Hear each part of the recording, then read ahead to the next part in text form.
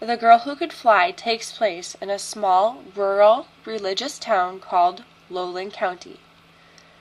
Betty and Joe McLeod live on the same 20-acre farm that all of their ancestors were born and died on. The McLeods are a religious family who follow the Good Book very strictly. Betty and Joe have been married for 25 years when they become first-time parents. When Betty finds out that she is pregnant, her first words are, "No, I ain't. It's not the way of things."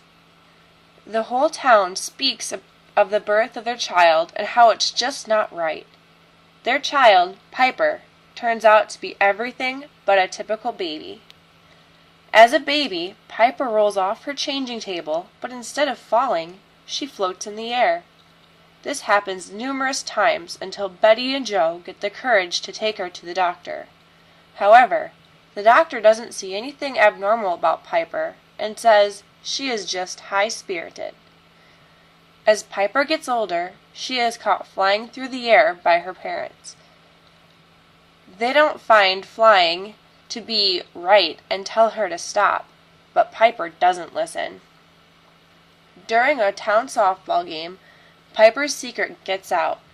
Before they know it, they have the entire town spying on them through their windows. It's not until Agent A. Agent and Dr. Letitia Hellion from the United States government arrive that they finally get some peace. Or so they think. They all but demand to see Piper fly. Once Piper shows them what she can do, they are awestruck with disbelief.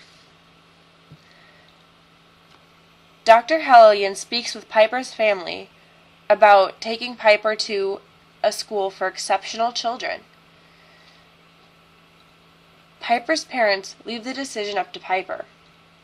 When Dr. Hellion proposes the idea to Piper, she almost immediately accepts.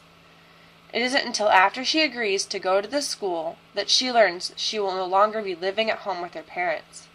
Dr. Hellion takes Piper on a long flight to a secret location facility that on the outside looks like an old shack, but as she steps inside, she sees what a beautiful place it is. Dr. Hellion takes Piper down a fancy elevator through several floors of other exceptional beings to meet her exceptional classmates.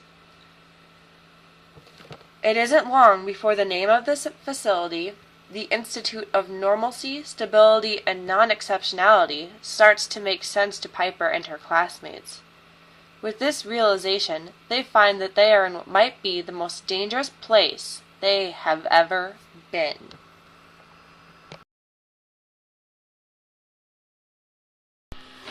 The Girl Who Could Fly was the first book I read by Victoria Forrester. Perhaps it's because it's the only book she has out. In reading this book, I felt like I was watching a movie.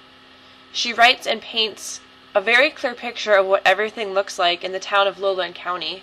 It's almost as if I'm watching a movie instead of reading a book with how well everything is described. She includes descriptive details about each and every character.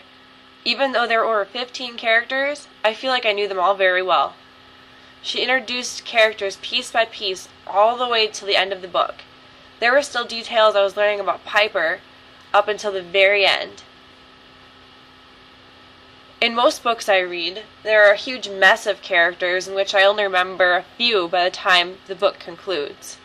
This book, gladly, is not that way. This book reminds me of the book Matilda, because the main character, Piper, is around the same age as Matilda and also has a special power.